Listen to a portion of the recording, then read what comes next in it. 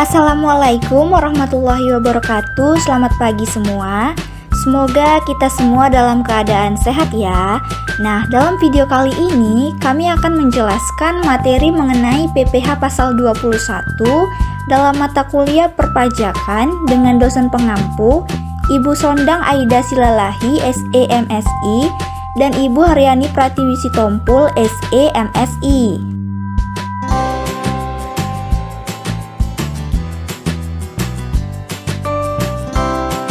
Kami dari kelompok 3 dengan anggota kelompok Dwi Nur Indasari, Immanuel Saputra Hasibuan, Mareta Warta Manalu, Monica Ferawati Sirait, dan Sarina Margareta Sihite.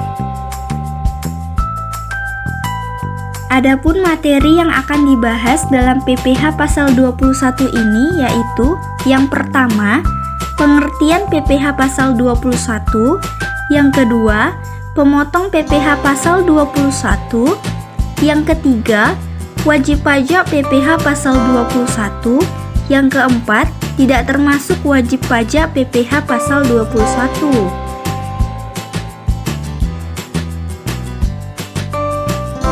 Kemudian materi yang kelima yaitu penghasilan yang dipotong PPh pasal 21. Yang keenam, penghasilan yang tidak dipotong PPh pasal 21. Yang ketujuh, perhitungan pajak penghasilan pasal 21. Dan yang kedelapan adalah contoh kasus atau perhitungan pajak penghasilan pasal 21. Pengertian PPh pasal 21. Berdasarkan Peraturan Direktur Jenderal Pajak Nomor Per 32 /PJ/2015, tarif PPh 21 adalah pajak atas penghasilan berupa gaji, upah honorarium, tunjangan, dan pembayaran lainnya dengan nama dan dalam bentuk apapun sehubungan dengan pekerjaan atau jabatan, jasa, dan kegiatan yang dilakukan oleh orang pribadi sebagai subjek pajak dalam negeri. Dasar hukum. Yang pertama, Undang-Undang Nomor 36 Tahun 2008 tentang Pajak Penghasilan. Yang kedua, Peraturan Direktur Jenderal Pajak Nomor Per 16 /PJ/2016. Yang ketiga, Peraturan Menteri Keuangan Nomor 101 /PMK 010 /2016 dan Nomor 102 /PMK 010 /2016. Yang keempat, peraturan atau undang-undang lainnya yang memuat tentang pajak penghasilan.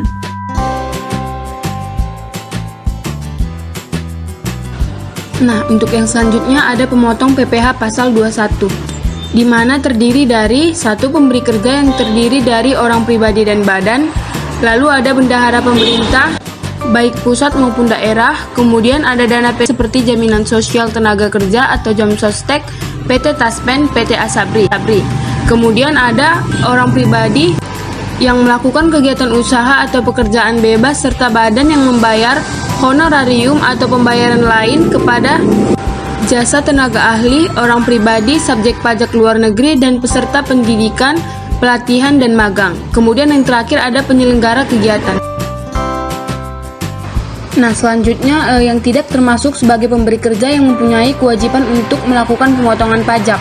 Yang pertama, kantor perwakilan negara asing. Yang kedua, organisasi-organisasi internasional sebagaimana dimaksud dalam pasal 3 ayat 1 huruf C Undang-Undang Pajak Penghasilan yang telah ditetapkan oleh Menteri Keuangan. Kemudian yang ketiga, pemberi kerja orang pribadi yang tidak melakukan kegiatan usaha atau pekerjaan bebas yang semata-mata mempekerjakan orang pribadi untuk melakukan pekerja rumah tangga atau pekerjaan bukan dalam rangka melakukan kegiatan usaha atau pekerjaan bebas.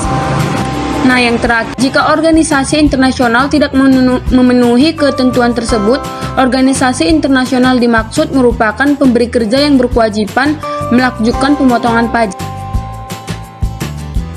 Baiklah, selanjutnya ada Peraturan Dirjen Pajak Nomor PR/16/PJ/2016 yang termasuk wajib pajak PPh pasal 21. Yang pertama, pegawai. Yang kedua, penerima uang pesangon, pensiun atau uang manfaat pensiun, tunjangan hari tua atau jaminan hari tua, termasuk ahli warisnya juga merupakan peserta wajib pajak PPh. Yang ketiga, ada wajib pajak PPh pasal 21, kategori bukan pegawai yang menerima atau memperoleh penghasilan sehubungan dengan pemberian jasa. Yang keempat, ada wajib pajak yang menerima atau memperoleh penghasilan sehubungan dengan keikutsertaannya dalam suatu kegiatan. Yang kelima, ada anggota Dewan Komisaris atau Dewan Pengawas tidak merangkap sebagai pegawai tetap pada perusahaan yang sama. Yang keenam, ada mantan pegawai. Yang ketujuh, ada wajib pajak PPh pasal 1 kategori peserta kegiatan yang menerima atau memperoleh penghasilan sehubungan dengan keikutsertaannya dalam suatu kegiatan.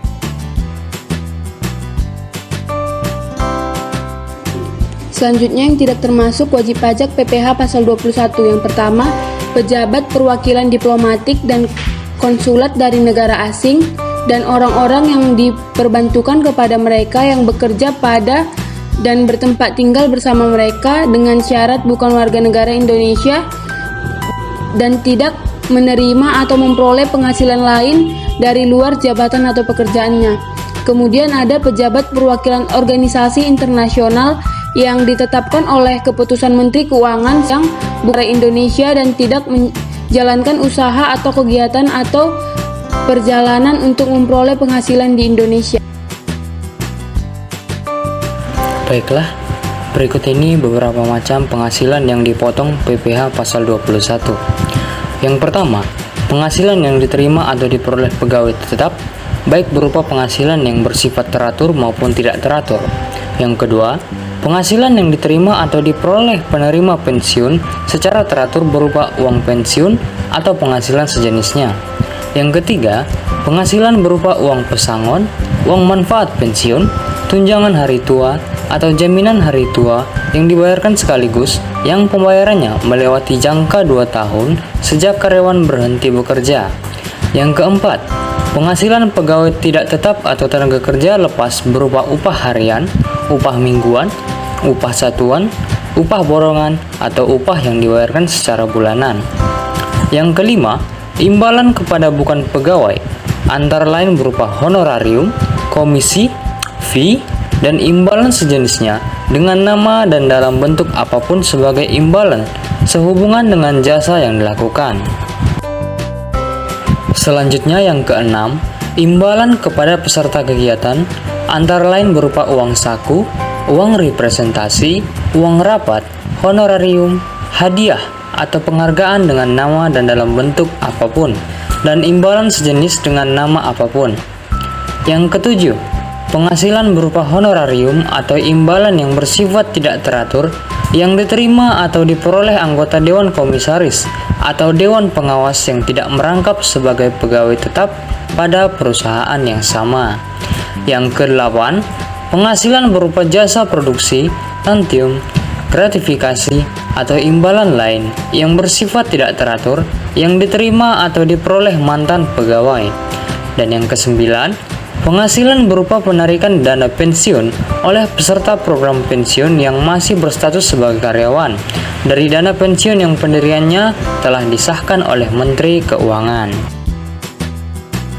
Lalu untuk selanjutnya, ada penghasilan yang tidak dipotong PPh pasal 21 yang diantaranya yang pertama, pembayaran manfaat atau santunan asuransi dari perusahaan asuransi. Yang kedua, penerimaan dalam bentuk natura dana atau kenikmatan dalam bentuk apapun yang diberikan oleh wajib pajak atau pemerintah selain penghasilan.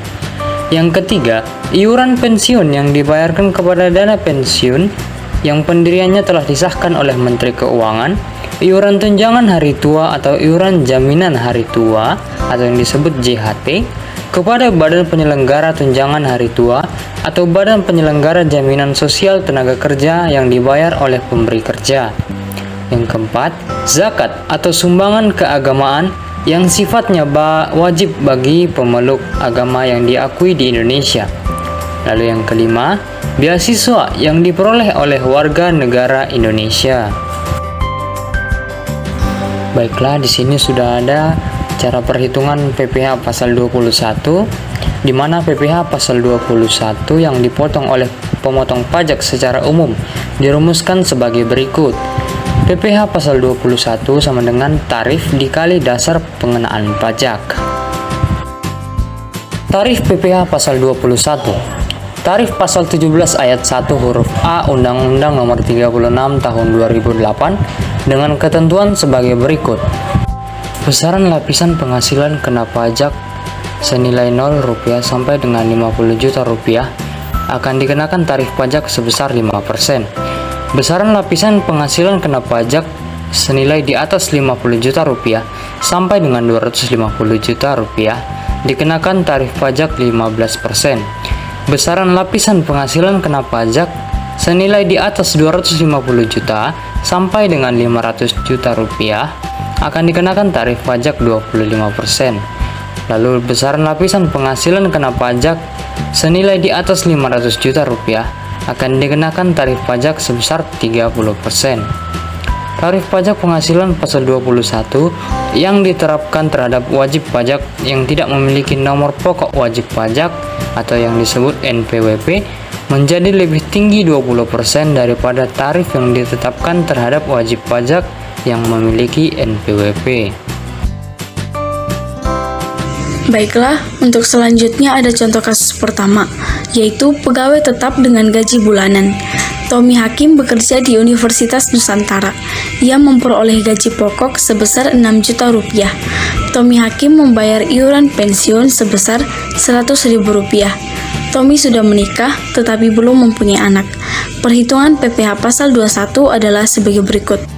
Gaji sebulan 6 juta rupiah yang dikurangkan dengan biaya jabatan sebesar 5% dari 6 juta rupiah, yaitu 300.000. Lalu iuran pensiunnya yang sebesar 100.000 rupiah. Maka penghasilan neto sebulan yaitu 5.600.000 rupiah.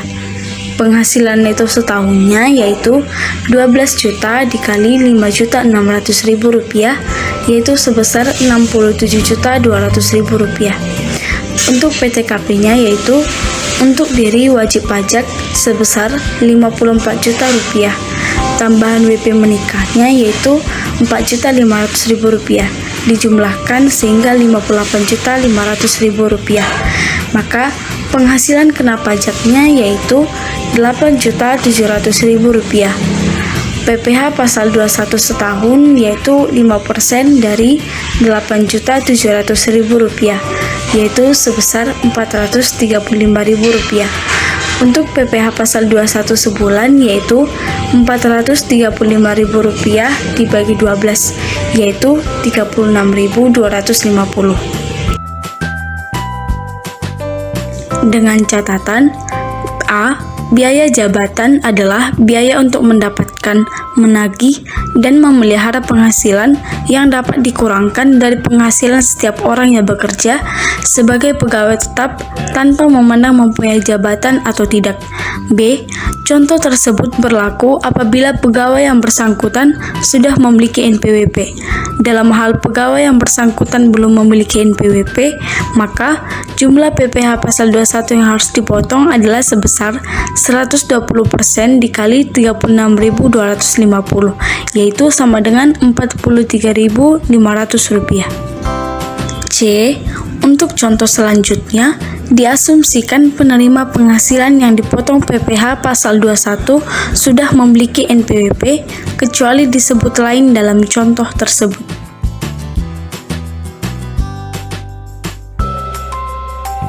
Selanjutnya ada contoh kasus 2, yaitu pegawai tetap dengan gaji bulanan, di mana wanita dengan suami tidak berpenghasilan.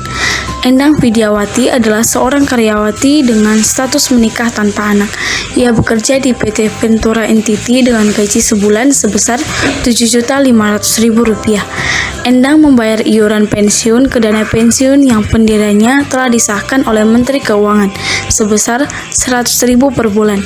Berdasarkan surat keterangan dari Pemda tempat Endang berdomisili yang diserahkan kepada pemberi kerja, diketahui suaminya tidak mempunyai penghasilan apapun. Pada pada bulan Juli, selain menerima gaji, ia juga menerima pembayaran atas lembur atau overtime sebesar Rp2.500.000. Hitunglah PPh pasal 21 bulan Juli 2016. Adapun perhitungan PPh pasal 21 bulan Juli 2016 adalah sebagai berikut. Gaji sebulan yang berjumlah Rp7.500.000 ditambah dengan lembur atau overtime yang berjumlah Rp2.500.000, sehingga kita mendapat penghasilan bruto sebulan sebesar Rp10 juta yang akan dikurangkan dengan biaya jabatan yang berjumlah 5% dikali Rp10 juta dengan hasil Rp500.000 dan iuran pensiun sebesar Rp100.000, sehingga totalnya menjadi Rp600.000. Lalu kita kurangkan dengan penghasilan bruto sebulan, sehingga penghasilan neto sebulan yaitu sebesar Rp9.400.000 dan penghasilan neto setahun yaitu 12 dikali Rp9.400.000 yang menghasilkan Rp112.800.000 dengan PTKP untuk diri wajib pajak sebesar Rp54 juta dan tambahan WP menikah yaitu Rp4.500.000 yang berjumlah Rp58.500.000. Lalu hasilnya kita kurangkan dengan penghasilan itu setahun, sehingga kita mendapat penghasilan kena pajak sebesar Rp54.300.000. Nah, PPh pasal 21 setahunnya yaitu 5% dari Rp50 juta yaitu sebesar Rp2.500.000 dan 15% dari Rp4.300.000 yaitu sebesar Rp645.000. Kita jumlahkan mendapatkan hasil Rp3.145.000.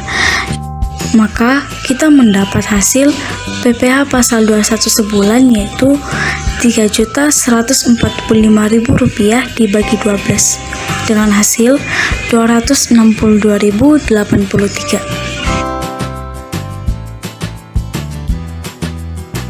Baik, selanjutnya yaitu contoh kasus yang ketiga. Di sini kami mengambil contoh penghitungan PPh pasal 21 untuk pegawai tetap dengan gaji bulanan, di mana pegawainya yaitu wanita yang suaminya berpenghasilan. Nah, di sini Firma Utami, karyawati dengan status menikah dan mempunyai 3 anak, bekerja pada PT Unggul Farmindo. Suami Firma bekerja sebagai pegawai negeri sipil di Dinas Pendidikan Kabupaten Sleman.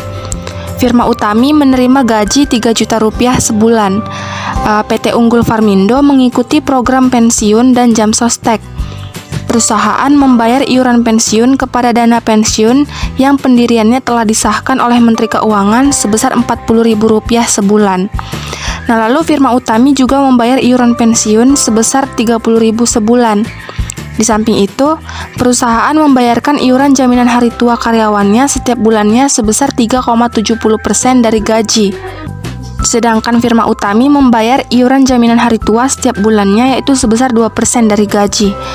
Nah, PT Unggul Farmindo mengikuti program BPJS Ketenagakerjaan.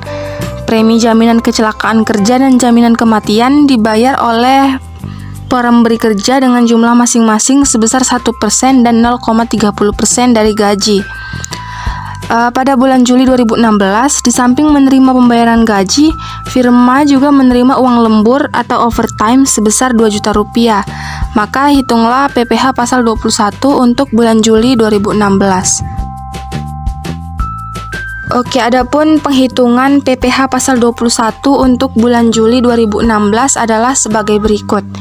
Yaitu yang pertama kita menjumlahkan ada gaji sebulan yaitu Rp3 juta, lalu lembur Rp2 juta, lalu premi jaminan kecelakaan kerja 1% dari Rp3 juta yaitu Rp30.000, lalu premi jaminan kematian 0,3% dari Rp3 juta yaitu Rp9.000, sehingga jumlah penghasilan bruto sebulannya yaitu Rp5.039.000.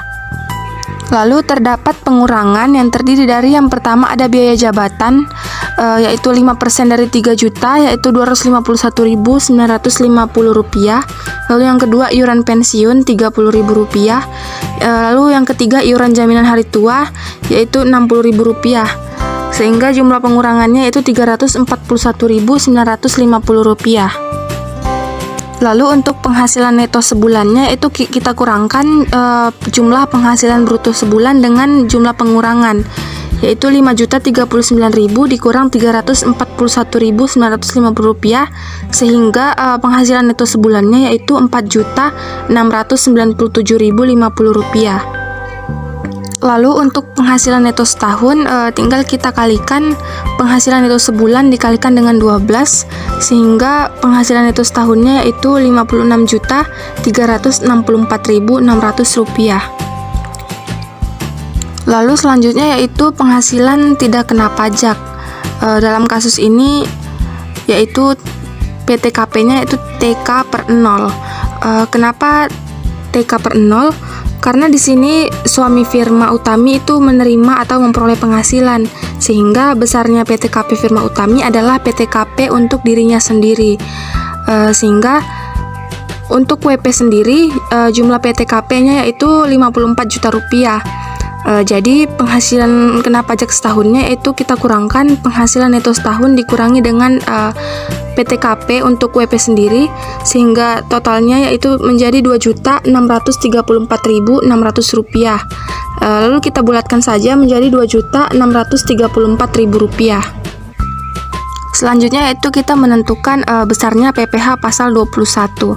Nah, yang pertama kita menentukan PPh pasal 21 setahunnya, yaitu karena totalnya Rp2.634.000, maka Firma Utami kita kenakan tarif yang pertama yaitu 5% dari Rp2.634.000, yaitu nilainya Rp118.230. Lalu untuk PPh pasal 21 sebulannya Rp118.230 dibagi dengan 12, sehingga hasilnya yaitu Rp9.852. Jadi PPh pasal 21 Firma Utami untuk bulan Juli 2016 yaitu sebesar Rp9.852.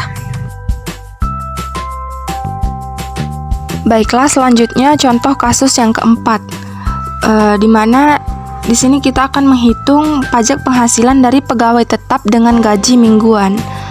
Sebagai contoh, Gaguk Trimanto berstatus belum menikah dan tidak memiliki tanggungan. Ia bekerja sebagai pegawai tetap di PT Teguh Gemilang. Ia menerima gaji yang dibayar mingguan sebesar Rp1.500.000.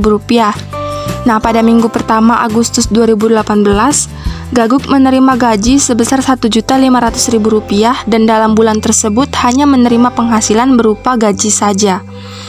Baik, untuk penghitungan PPh pasal 21 per bulannya itu sebagai berikut. Yang pertama, kita hitung gaji sebulannya. Tadi disebutkan bahwa untuk per minggu gajinya yaitu Rp1.500.000, sehingga gaji sebulannya yaitu 4 dikali Rp1.500.000 yaitu Rp6 juta. Lalu terdapat pengurangan berupa biaya jabatan 5% dari Rp6 juta yaitu Rp300.000, sehingga penghasilan neto sebulannya yaitu Rp5.700.000. Nah, untuk penghasilan neto setahunnya kita kalikan Rp5.700.000 dikali dengan 12, sehingga hasilnya menjadi Rp68.400.000. Lalu ada penghasilan tidak kena pajak, di mana dalam kasus ini yaitu TK/0. Untuk WP sendiri yaitu sebesar Rp54 juta, sehingga penghasilan kena pajak setahunnya menjadi Rp14.400.000. Lalu PPh pasal 21 terutang setahun. Nah, dalam kasus ini Gaguk Trimanto dikenai lapisan tarif pertama yaitu 5% dikali dengan Rp14.400.000 yaitu Rp720.000. Lalu untuk mencari PPh pasal 21 sebulannya Rp720.000 dibagi dengan 12 yaitu Rp60.000. Lalu PPh pasal 21 atas gaji atau upah minggu pertama yaitu tinggal kita bagikan Rp60.000 dibagi dengan 4 yaitu Rp15.000, sehingga PPh pasal 21 Gaguk Trimanto untuk minggu pertama yaitu sebesar Rp15.000. Oke, lalu kita ke contoh kasus yang kelima. Di sini ada pegawai tetap dengan gaji harian. Sebagai contoh, Imam Rahardi tercatat sebagai pegawai tetap di PT Rejo Indonesia. Ia memperoleh gaji yang dibayar harian sebesar Rp200.000. Imam belum menikah. PT Rejo Indonesia masuk program BPJS Ketenagakerjaan, premi jaminan kecelakaan kerja, dan premi jaminan kematian yang dibayar oleh pemberi kerja dengan jumlah masing-masing setiap bulan sebesar 1% dan 0,30% dari gaji. PT Rejo Indonesia membayar iuran jaminan hari tua setiap bulan sebesar 3,70% dari gaji, dan Imam membayar iuran pensiun sebesar Rp15.000 dan jaminan hari tua sebesar 2% dari gaji. Oke, adapun penghitungan PPh pasal 21-nya adalah sebagai berikut. Yang pertama, penghasilan sebulannya yaitu kita kalikan 26 dikali dengan penghasilan per harinya yaitu Rp200.000, ya, sehingga hasilnya menjadi Rp5.200.000. Lalu ada premi jaminan kecelakaan kerja 1% dari Rp200.000 yaitu Rp52.000. Lalu ada premi jaminan kematian 0,3% dari Rp5.200.000 yaitu Rp15.600. Ini lalu kita jumlahkan sehingga jumlah penghasilan brutonya menjadi Rp5.267.600. Nah, lalu ada pengurangan berupa yang pertama ada biaya jabatan 5% dari Rp5.267.500 yaitu Rp263.380. Lalu yang kedua ada iuran pensiun Rp15.000. Yang ketiga ada iuran jaminan hari tua 2% dari Rp5.200.000 yaitu Rp104.000, sehingga jumlah pengurangannya yaitu Rp382.380. Nah, lalu kita hitung penghasilan neto sebulannya yaitu penghasilan bruto dikurangi dengan pengurangan, sehingga hasilnya menjadi Rp4.885.220. Lalu kita cari penghasilan neto setahunnya yaitu kita kalikan Rp4.885.220 dikali dengan 12 yaitu hasilnya menjadi Rp58.622.640. Lalu ada penghasilan tidak kena pajak untuk WP sendiri yaitu Rp54 juta. Sehingga penghasilan kena pajak setahunnya yaitu kita kurangkan penghasilan neto sebulan dengan PTKP, hasilnya yaitu Rp4.622.640. Kita bulatkan saja menjadi Rp4.622.000. Nah, selanjutnya kita menghitung PPh pasal 21 per tahunnya, yaitu kita kenai lapisan tarif pertama yaitu 5% dari Rp4.622.000 yaitu sebesar Rp231.100. Untuk PPh pasal 21 sebulannya Rp231.100 kita bagikan dengan 12 sehingga hasilnya menjadi Rp19.258. Nah, lalu untuk mencari PPh pasal 21 seharinya kita bagi Rp19.258 dibagi dengan 26 sehingga hasilnya menjadi Rp740. Sehingga PPh pasal 21 per hari Imam Rahardi yaitu sebesar Rp740. Yang terakhir adalah kesimpulan. Berdasarkan materi yang telah dijelaskan pada bagian sebelumnya, sehingga dapat disimpulkan bahwa pajak penghasilan pasal 21 adalah pajak atas penghasilan berupa gaji, upah, honorarium, tunjangan, dan pembayaran lain dengan nama dan dalam bentuk apapun sehubungan dengan pekerjaan atau jabatan, jasa, dan kegiatan yang dilakukan oleh orang pribadi maupun subjek pajak dalam negeri. Honorarium adalah pembayaran atas jasa yang diberikan pada suatu kegiatan tertentu. Dalam mempelajari pajak penghasilan pasal 21 ini, ada 3 hal yang perlu kita ketahui. Yang pertama, pihak sebagai pemotong PPh pasal 21, pihak yang dipotong PPh pasal 21, dan penghasilan yang dipotong PPh pasal 21.